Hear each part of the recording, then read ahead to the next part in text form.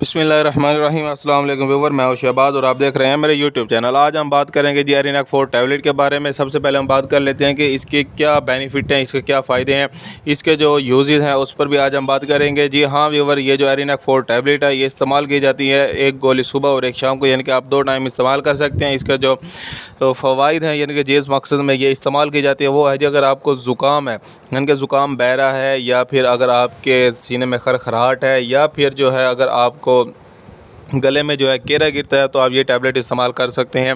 इसकी जो डोज़ है वो मैंने आपको पहले दोबारा बता देता हूँ। इसकी जो डोज़ है वो एडल्ट में जो है एक टैबलेट सुबह और एक शाम को, यानी कि 2 टाइम जो है आप ये इस्तेमाल करवा सकते हैं।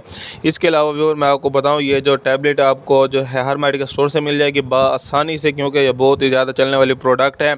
इसके अलावा इसकी जो कीमत है वो भी कोई इतनी ज़्यादा नहीं है। अगर आप हमारे चैनल पर पहली बार आए हैं तो आपसे रिक्वेस्ट है कि हमारे चैनल को सब्सक्राइब करें और साथ में बेल आइकन को प्रेस लाजमी करें और हमारी वीडियो को लाइक करें।